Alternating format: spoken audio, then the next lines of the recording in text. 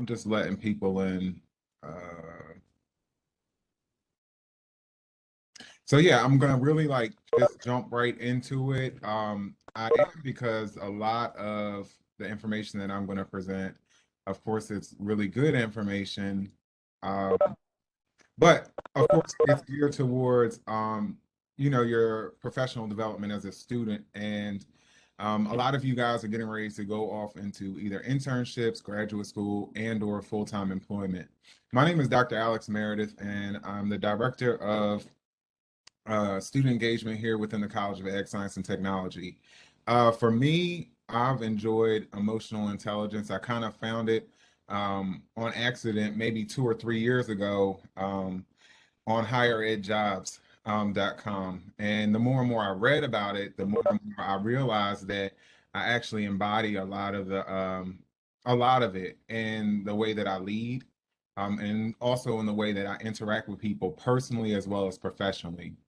So I'm gonna first do session wrap up and just some information for you guys to know. Just a little bit of housekeeping. Of course, the room locks at 11:05. That's automatic through WebEx. Um, we ask that your camera is on for professionalism. Definitely, if you ask a question towards the end as far as Q&A, I ask that you guys turn on your camera so I can identify who you are. A lot of times, students will on campus will walk by and they'll say, "Hey, Dr. Meredith," but I don't know who they are. I just know an actual name. Of course, please stay muted so there's no crazy feedback. Use the raise your hand feature when you do. And then we also ask that you follow online our various means of social media for the Office of Student Engagement, as well as for the Office of, the DSU CAS 1890 Scholars Program. Things that filter through there are the same things that filter through my desk when it comes to internships, scholarships, opportunities from faculty members either across campus or within the College of Ag Science and Technology. So it's definitely another way to stay informed. Also, please be mindful. A lot of times you guys are getting a lot of information from myself, and it's coming to you. Some students are getting it and some students are not. If you're not, please go to your junk email. 9 times out of 10, you're either getting a constant contact email from myself or it might be from my general Dell State account, depending on the way that the opportunity comes to me. Drawing winners, of course, I have been slacking on this a little bit. Uh, there's so much going on. But drawing winner for the Why I Research, which was the $10 Wawa gift card, is Janiyah Davidson. Uh, and of course, she's from Freeport, New York, a sophomore, finance and banking major. And then our next one, oh, well, was from the effective communication. Then the card winner was uh, Brooke Burke, and actually it's Brooke Burks. She's a sophomore from Wilmington, Delaware.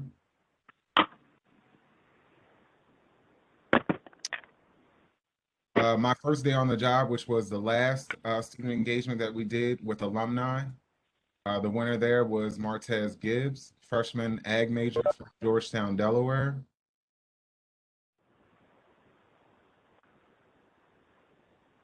And then, of course, the big one, which was the $25 Apple gift card winner from Persia. Well, is Persia, Persia V, as her Instagram says. She's a freshman, ag major from Newark, New Jersey. And so that was what I had asked students to do, which was definitely to follow. And she was one of the students that followed and won. So if you did win and you're on the line, please make sure that you email me and I will find a time for us to link up and for you to claim your prizes. One other reminder is the DSU CAST Agriculture Scholarship Program. Um, our deadline is April 15th. It's up to $3,000 towards your educational needs. Of course, you need to be an agriculture, natural resource, or human ecology major, which falls underneath what falls underneath human ecology is, of course, food science and textile apparel studies. Our next our next student engagement forum, which will be next week, will be a co-presentation between myself as well as Mr. Shane Hall, who is works at Waters Corporation. And so we're going to talk about social media branding. We're definitely going to have some aspects from a college student's perspective, so it's mostly beneficial to you. We'll go over some tips and how to build your LinkedIn profile, and so it's definitely going to be informative, and I hope you guys tune in for that. Because of course, in today's market, more and more people are being identified for employment electronically. And then that would be all. I always mess that up for that. And then I'm gonna dive right into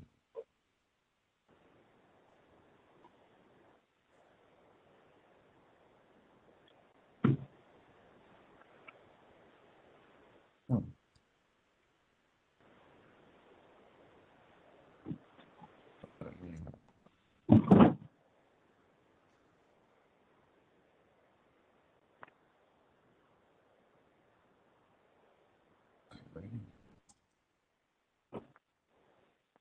calendar.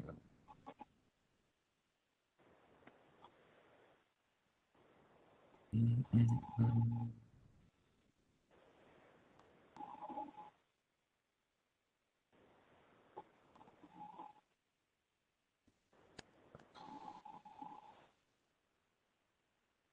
This seems like the longest pause. Back here, share, and then here we go. Before we get started, I have a question. Sure, Sierra. So I have a class at 12. So if I get off a little bit early for class, is that okay? Sure. I wish that you had just emailed me, but yeah, that's fine. Okay, thank All you. right. You're welcome. So, first disclaimer, I am not a psychiatrist. I just want to make that clear. And so a lot of these things that I am presenting as far as the role of emotional intelligence is information that I actually researched and found to present to you guys. Of course, like I said earlier, how it benefits you.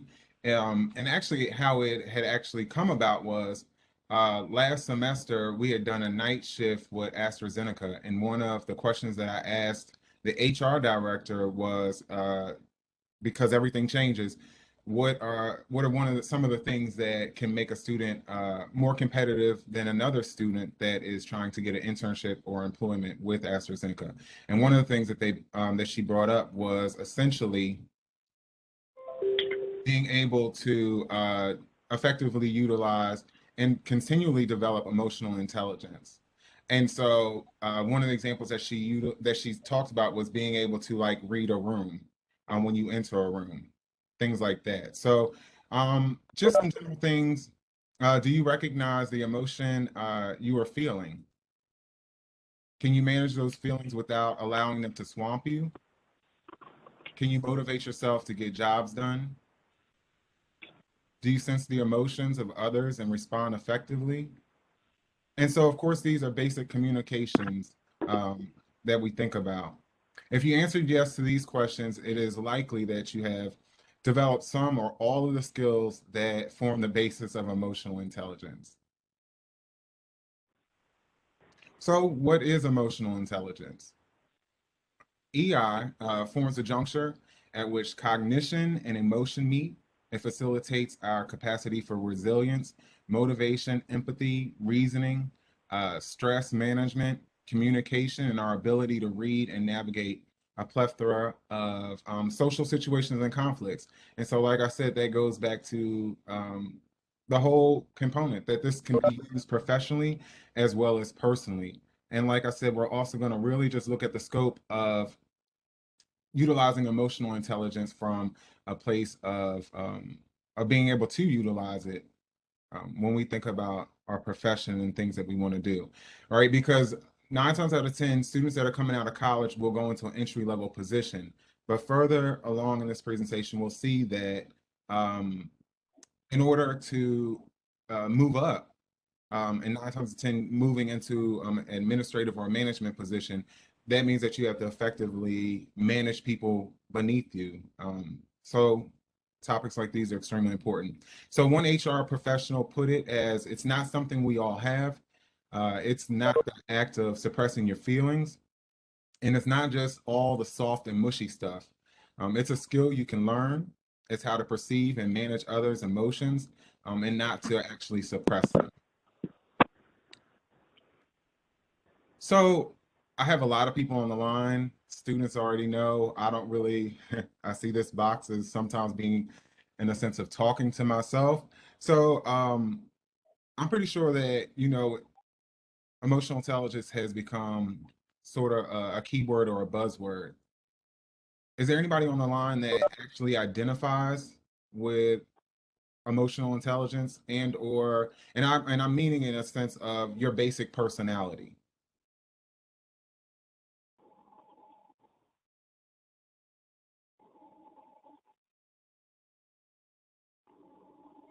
No one? Can you say your question one more time, please? Sure.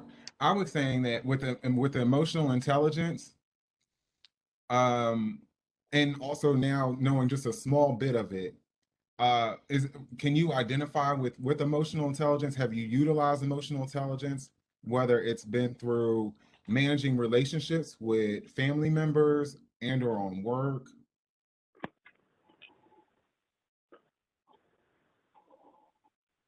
And Sierra, in what ways have you used it? So my mother owns a mental health practice and Oh, she's a wow. licensed mental health therapist in Lewis.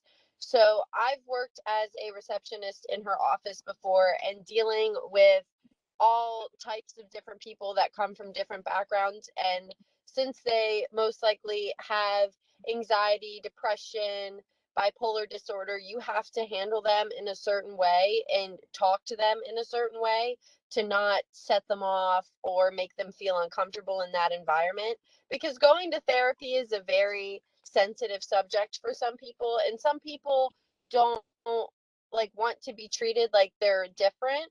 So, Mhm. well, most people don't want to be treated like they're different. Some people are very close, like not closed minded, but very secluded about their mental health. Like they're not very open about it. So like what I've learned is you have to just treat them like normal people and say, like, you have to word things in a certain way that doesn't trigger them, that, kind of caters to their needs. Because if you speak to someone who, say, has a bipolar disorder and you're very mean to them, they will automatically turn from a sweet, kind, caring person to a very resentful, hard to work with kind of person, just like that. Most definitely. And to also something that is I believe is actually changing is that mental illness is becoming more and more acceptable as far as something to talk about. And I say that because last night I was judging something on campus, and three out of the four contestants spoke about their mental health struggle. And so that's a really good thing because um, that's something that as long as in the sense of um, what I've seen a provider say, is that we all have a brain, right? And so at least one time in your life, you are going to have an issue with your mental health. And so, like I said, it's definitely prevalent. Why is EI development important? And emotional intelligence is widely celebrated as a valuable commodity because it can predict life outcomes that we care about, such as academic performance, psychological adjustment, and workplace success.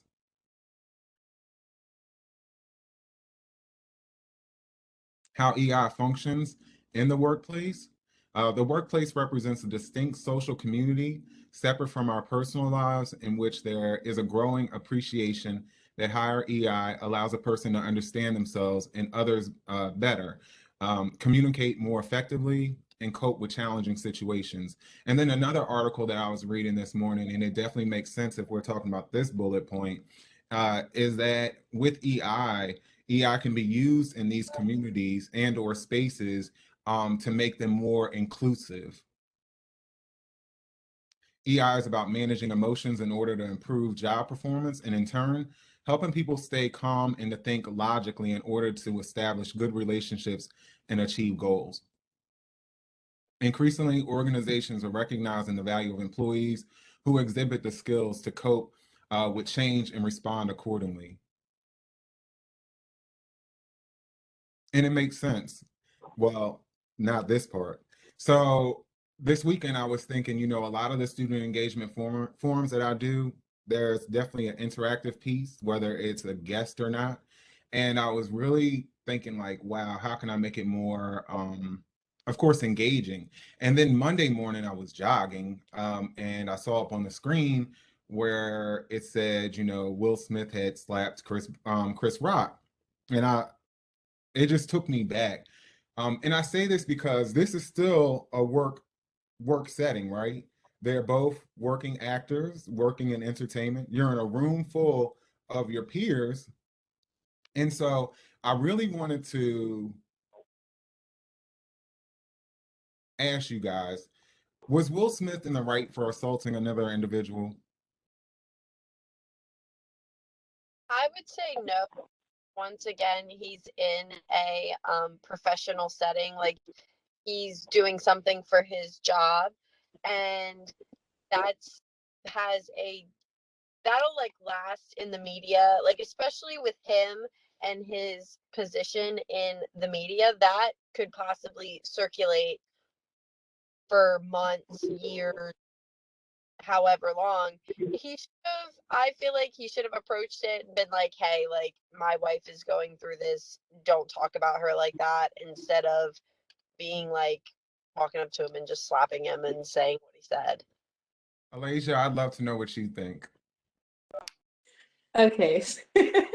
So, um, Will is in the wrong. I do agree with that. And I don't think he should have slapped him at all, like not in public at least. I feel as though, yes, you disrespected his wife, but at first Will was laughing. So I'm a little confused on why are you walking over stage and slapping somebody that you were a joke you was just laughing at. But we're not gonna go there. I feel as though he could have went like later on in the evening because they're supposed to be friends and like talk to him more personally about it and about his life situation and stuff like that. Okay. Um, Next one. Did Will Smith use any sort of EI in his actions? Why or why not? Sierra, you love this topic. I'm gonna let you go first. I do. I feel like he didn't because like the last speaker said, he could have walked up to him afterwards, after like not in front of a huge audience, and say, hey, like my wife is dealing with this. Like I feel like he just didn't read the room because that was a professional setting and a formal event. Like you can't just run up on stage and smack somebody in the middle of a formal event. Like that's something like I've seen in like high school, like in the cafeteria when one girl's talking about another girl and like she just runs up to her and slaps her in the face like that. I feel like that's very immature of him and not very professional. So I felt like he again should have walked up to him afterwards and was like, hey, like my wife is going through this, can you not make a joke about it? Okay. Do you feel as though this will hurt his career and legacy? Why not? I know Sierra said that it could potentially hurt his legacy. Alasia, you're back. What do you think? Honestly, I would say yes because I think it makes him if a lot of people iffy with working with him now, especially like in the comedian community, because a lot of the movies, if you like know Will Smith, or some of them have like a comedic background to it. So now it's more like now you have actors who are in the comedy background who might not want to work with you anymore because you can't handle that. Most definitely. Azure, I want to know what you think. Do you feel as though his career and legacy is hurt? Personally, I applaud him for standing up for Jada Pinkett, even though they've been going through, even though she did low key do him dirty. I applaud him because he stood up for his wife. He did. And it's not like, people say like that, oh, it was not the right time nor place, but she has advocated about her alopecia. She has talked about it. And for him to make a G.I. Jane joke, even though apparently G.I. Jane cheated on her husband and also had alopecia. If he's a comedian, he could have joked about anything else. He could have literally joked about anything else, but you just had to pick on her. And at the same time, I feel like Jada Pinkett kind of instigated in a sense because I forget her name, Sierra, I believe. He was laughing at it, and it was Jada Pinkett who really had the issue. And so I feel like, I don't know if she said something to him or if it was just her energy that she was giving off, but he did what he had to do. And honestly, he stood up for a black man stood up for his black woman, and I applaud that. Honestly. All right. Can I go next? Sure. Is that Debenham? Yes, sir. I was gonna call on you, but I was gonna wait to ask you about another area of EI. But go ahead. This situation is like, it's a lot. One, I feel like that being his wife, he shouldn't have had to like step up in that way. He could have stepped up at a different time because that definitely wasn't the right place or the right time to handle that situation. Two, from the speaker who just said that, like, if that was your husband and he's like a big figure, would you want him to have handled himself in that type of situation? Because now his image is up. But is it okay if I ask her that question? Like, Yeah. all right. Who were you asking? The person who was just speaking? Oh, I think it was Azure. Yeah, it was Azure. Hello. All right, so my question was, being somebody of Will Smith like stature, that big of a person, you think he could have handled that one-on-one and had the same outcome? He still could have slapped him, did what he wanted to do, but instead of doing it in front of everybody, you think he would have had a better outcome? Because then he had to apologize and stuff like that. So what's the point of doing all that and you have to apologize at the end of the day?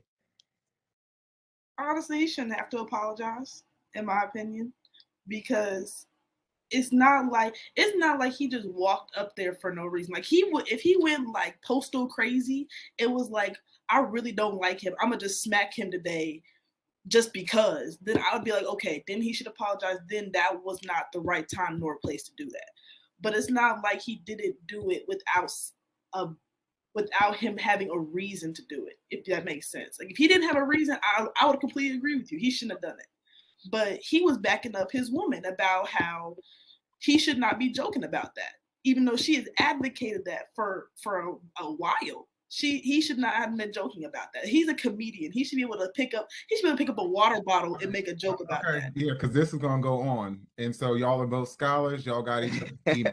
Do you feel as though he may have ruined work relationships going forward? And somebody already mentioned that as well. And then last, what do you think Will was really mad about? Because I'm now going to give you why I believe as though it was extremely disheartening for me. One of the things I did for 6 years, I was a behavioral interventionist. So I've worked in with therapists, psychiatrists, and curbed adolescent youth behaviors, whether they had bipolar, aggression, things of that nature, Asperger's. And so, one, he's an actor. And so actors really can make or break a scene and or a movie. So to not be able to be an actor and have control was disheartening. Number two, I believe that Will was not really mad at Chris. I think Will was really mad at the media and the world because he's been getting a lot of slack since they've opened up their whole, life to everybody in the last 5 years, with, with table talks and that, it's just been the entanglement. And so I really believe that he was really mad about everything that's been going on in the media and how he's been viewed as kind of a weak man because we're not really supposed to be seen like that. Another thing that really bothered me as a black male it was disheartening because that's already expected out of us in society, that we're aggressive, we don't know how to talk, we just fight, things of that nature. So I really feel like it set us back some. Also, when you think about him being a role model, this is something that kids will see, and kids did see.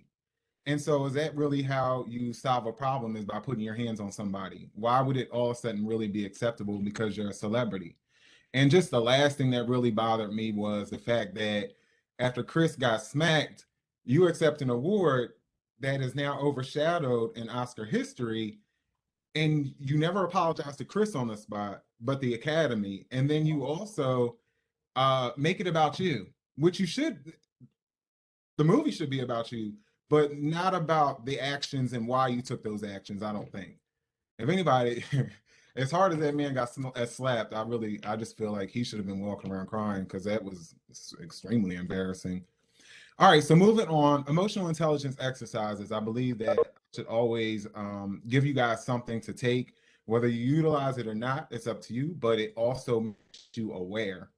And so, one thing that I came up with was not me, but something that is actually utilized is the 25-5 rule. And this rule is essentially a lot of times when I was recruiting and or educationally advising, I would work with students that want to be so overly ambitious that yeah, it was kind of like, wow, they want to do this, they want to do that, they want to do this, they want to do that. And my job was always to try to hone in on what you actually can accomplish, right? And the amount of time that you actually have time to accomplish it, which would be those 4 years at Dell State. So one of the things that Warren Buffett did with his pilot was he had his pilot actually identify 25 goals that he had.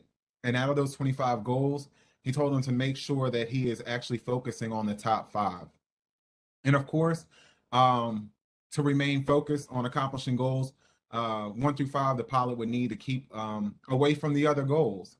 And then the idea behind the 25-5 rule is that we often get distracted by things that are interesting, but that prevent us from making progress on the more important things. The rule of writing in reverse. One thing that I really believe uh, that kind of goes along with emotional intelligence, the last session that we had, which was alumni take, where Miss King was talking about writing. It is true. I guess a function of or an exercise with writing is never to respond to an email or a text when you're actually mad. So writing in reverse is simple. You have to reverse your role as the writer of an email, a report, a landing page, etc., with the role of the recipient, your audience. Something that I always tell students: nobody likes to be controlled and or always directed, right? Especially if it's by somebody that's not their superior. And so one thing that I learned in writing in my profession is that I always try to stay away from the word you and your. And later on or throughout your day, just think about how you use those words. This is and so writing in reverse is helpful because it keeps you from writing from an overly emotional perspective, writing too much, writing things that won't help your cause, in which the recipient doesn't care about. And then also writing in reverse is also emotionally intelligent because it helps you develop your empathy muscle.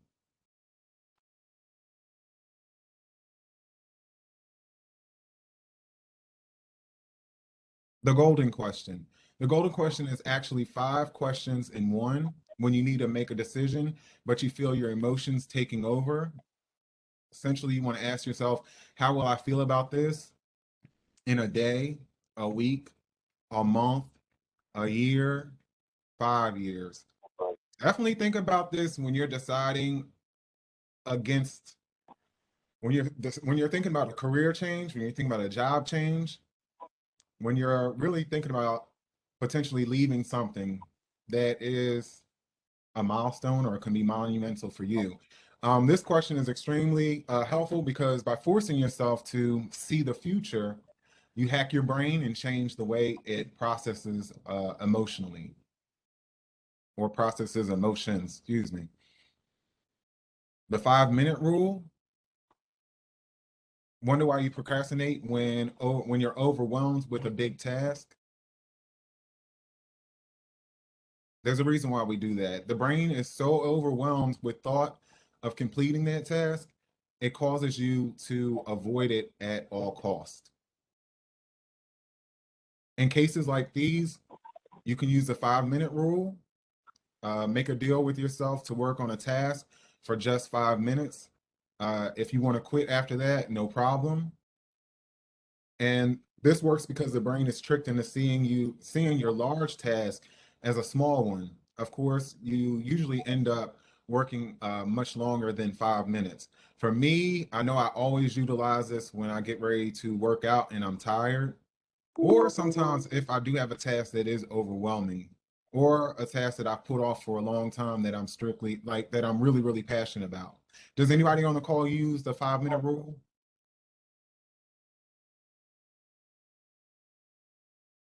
Nobody? Oh, Kanisha, how do you use it? Or usually, what do you, not how you use it. Why do you use it? Or what are some tasks that you use it against? It's usually when I have to do the research to like find all the like articles for a paper, and usually we need like at least like 10, peer-reviewed articles, and then you have to like go through them and make sure that they're quality articles. So like that takes some time. So Mhm. I'll just like, okay, let me start doing it.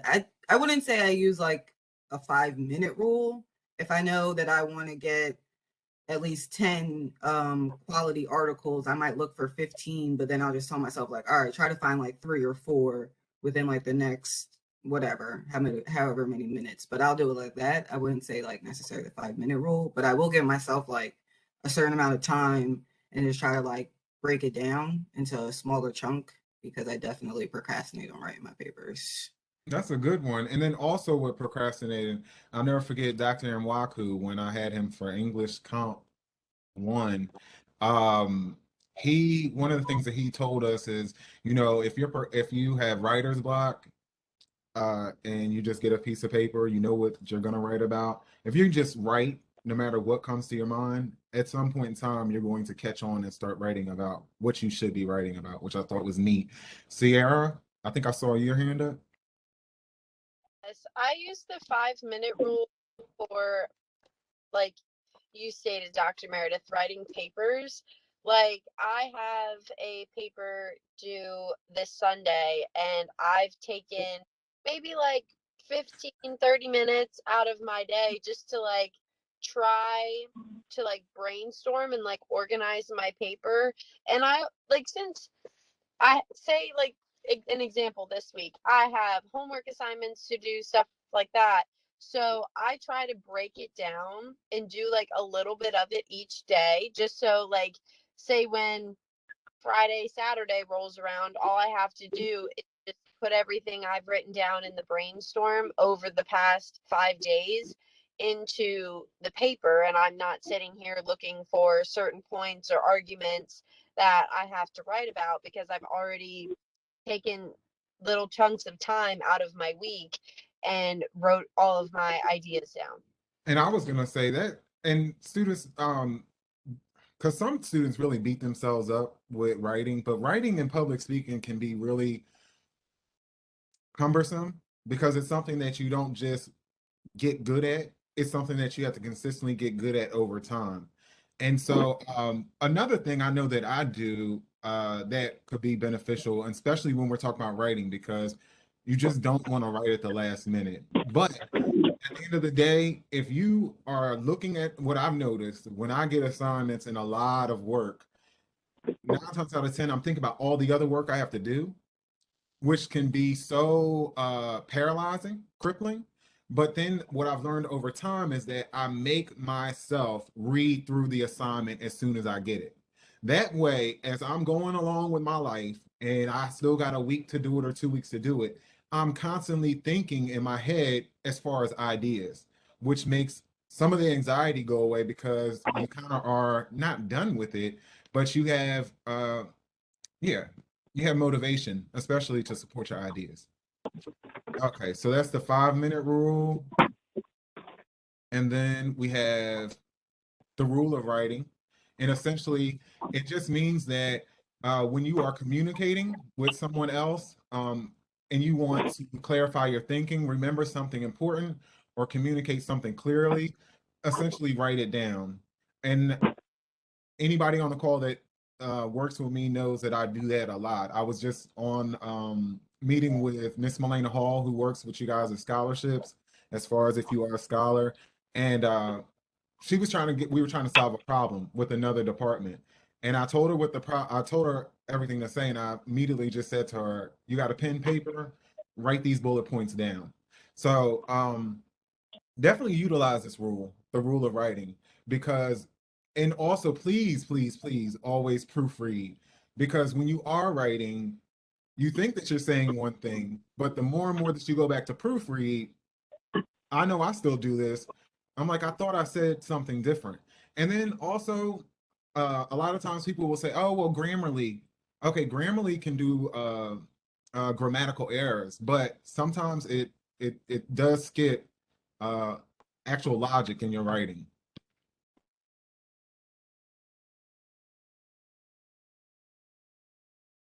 The 3 question rule.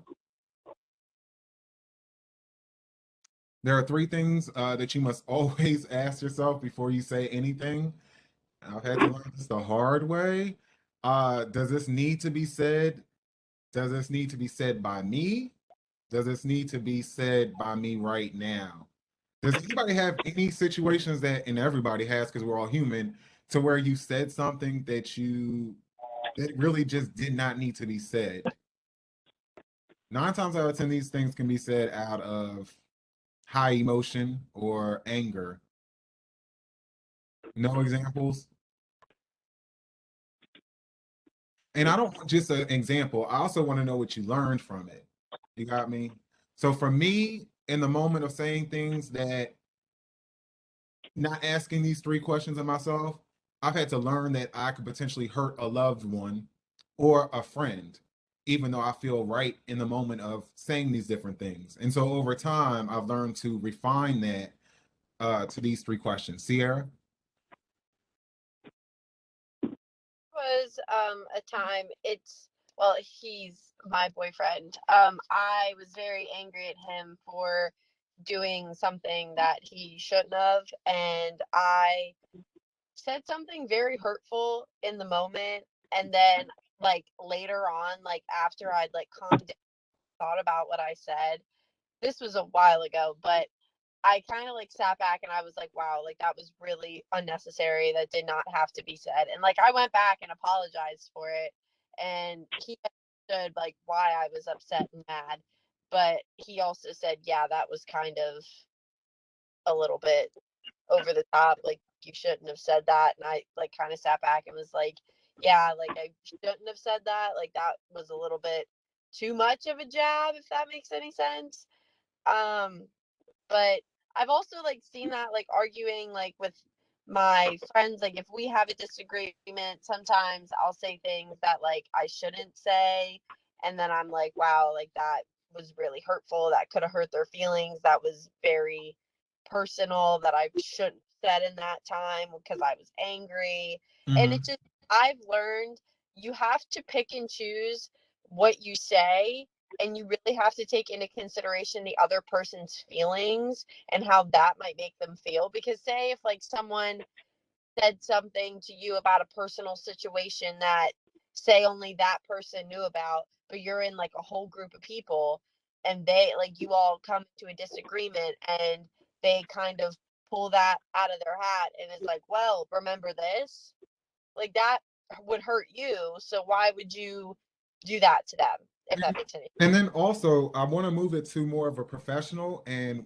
workplace scope. So, one thing is that, what I definitely had to learn is that every battle doesn't need to be fought. I mean, when you really think about it, and when you guys do go into work and or graduate school, sometimes it's not what you say, it's how you say it. because that makes a total difference. And yeah, and so at the end of the day, you want to build relationships. You don't want to hurt them. And so sometimes some things are best not to be said at all. Yeah. Now, if you're in a different position of having to advocate, that's something different. But yeah, that's pretty much that. 5 questions. An EI leader asks themselves daily, did I empower my team enough? Am I listening and understanding well enough?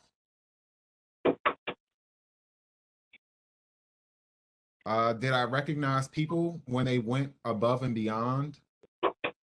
And I'm giving you guys these tidbits because I know a lot of you guys are part of student organizations or cross campus.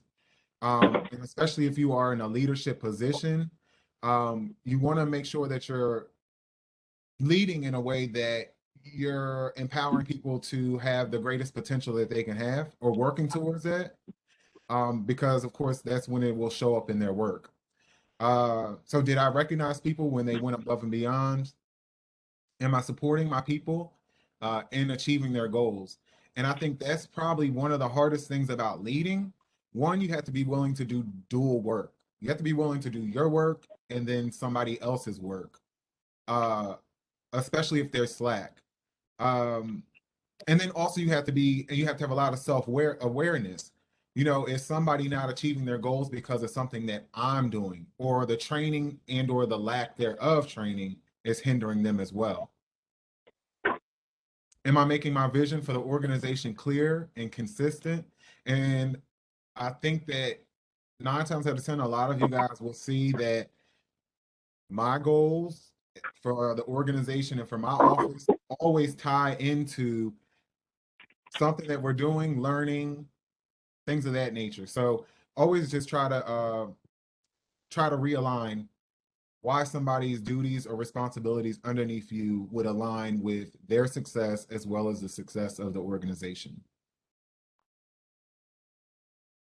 And that was really my question for Joseph Debnan. I know that in the work that you do, uh, especially with working with the government, do you find that EI would be not only useful, but also have you noticed any type of EI practitioner or practice while you've been working for the government? Yes and no. Hmm. I say yes because it is helpful in certain situations, but at the same time, we honestly don't have a choice with certain things that go on. Hmm.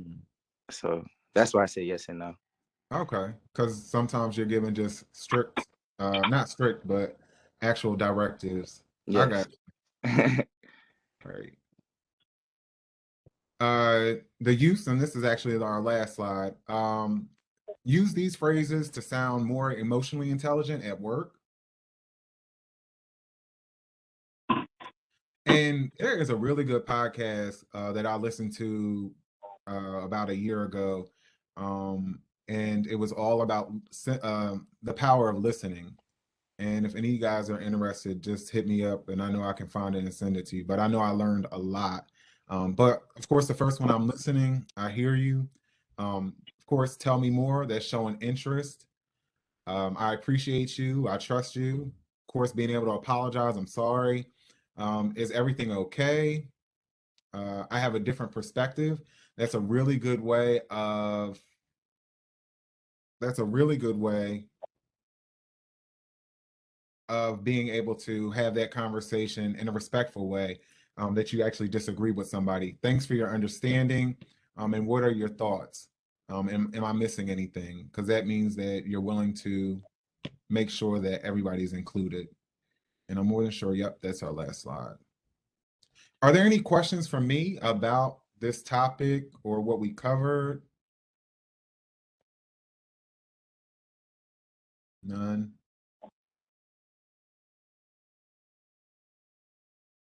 Okay. Well, let me I find. raised my hand, but I don't know if you. Oh, okay. I'm sorry. I see a lot. Let me lower Debenhams. All right. and Sierra. Was that Alasia? Yes. Okay. I do have a question because usually, okay, I would say that I do have some emotional intelligence, but not fully. Sometimes I would rather just like be silent. I won't say anything. I would just be quiet. Is that okay to do, like to not say anything, or should you always say something? In my opinion, uh, I think that one should only talk when they are coming from an informed place and not a misinformed place. And I believe that one should only talk when they are presenting something of value and meaning, right? Because we are also consumers of other people's thoughts. And so when you have somebody that's just talking to talk, I mean, what do you think about somebody that's just talking to talk? You know that they're talking to talk, you know that there's no value in what they're saying, and 9 times out of 10, they just want attention. And so I believe that in the situations that I've had in life, that the most times that I've had the most people gravitate towards me, that as far as we're on the same spectrum, work ethic and things of that nature, have done so because of the things that I've said that carry meaning and actual thought. And so also be mindful that during those times, if that does bother you, that you are not talking, um, think about what the topic is, or think during that time period of what you wish or what you would like to say, or what you might need to do more research on afterwards to then really have a more a longer conversation or something that you're trying to get across. And another thing that I learned is paper. So paper meaning 9 times out of 10, when you guys see me in meetings, whether it's with you or somebody else, and you'll see me start writing and you're talking, it's more effective for me to be listening to you. It's respectful to you. But the thought that comes to my head, I always immediately jot it down. So then when I come back to talk to you guys, I know that I'm coming from a place of a meaningful place and that what I'm talking about makes sense. Got me? So that can be another tip to help you. Okay, thank you. No problem. Any other questions? I got one. Okay. Yep. So like in band and stuff, I'm sort of in a leadership position because I'm like older in my section. And then we get people, and so like somebody just doesn't have emotional intelligence. And so I've been doing a bootleg version of, like the 3 questions rule and all that. But like how do you handle that? Like when you're trying to like be in a leadership position and you're working with people who don't have emotional intelligence. Yeah. And so you have to, I'm going to be really real with you. And that's just in a leadership position. You have to make sure that you have, and this goes back to self-awareness, because self-awareness is extremely important in the sense of remembering who you are and where you came from. So a lot of times people will ask me, how are you able to do what you do? And I'm not trying to make this about me, but I'm using this as an example. So a lot of times I'm able to work with students as well as difficult situations because I remember the student that I was. I was a very good student, but I was not necessarily, I didn't have all of the grooming and the professional development while I was in undergraduate. I kind of learned along the way as being a professional. And I feel like that could have actually propelled me. So when I'm working with a student and I know that they don't have that level of intellectual capacity and or training, I immediately revert back to who I was and who helped me go forward. And so you have to make sure that you are having compassion and also empathy, which is that emotional intelligence, when you are leading other people and when you are frustrated, because we all get frustrated. And like I just said, leading is the hardest. But the beautiful thing about leading is that you get to create. And the beautiful thing about being able to create is that you get to stand out. We create when we put on our clothes, because not, of course, we put on our clothes, but when we put on our clothes, what we wear is an expression of how we feel and how we've created what we have on, which can give you good or bad attention. It's the same thing with anything that you are going to work on creating, whether you're going to be leading the band, whether you're going to be leading somebody at Taco Bell, whether you're going to be leading a committee. when you get into your job. So definitely you have to do that from empathy and from understanding and from where you're at. Any other ones? All right, so I think that you guys can see it. Play from current slide. The survey is open. Of course, that's the QR code for it. And of course, we utilize that to continue to create more topics that can be beneficial to you. Hey, Sierra. Sorry, could you Oh, post the you're link fine. in the chat? I'm working off of my phone and I can't scan that Sure. QR code. No problem. As soon as it won't let me do it while I'm sharing it, but as soon as I'm done sharing, I'll drop it in the chat, most definitely. Of course, you guys know it opens at 11:50 and closes at 12:30. And of course, if you don't, if you do it before that time or after that time, excuse me, this is the error message that you'll get. And so I post this just so if you do see it, you know why you see it. All right. Okay. Well, thank you guys so much for attending. I hope that you guys learned as much as you can. And I also hope that you go forward and continue to learn more and more about emotional intelligence because there are many exercises that are out there that you can utilize for on the job. And let me drop this in the chat real quick.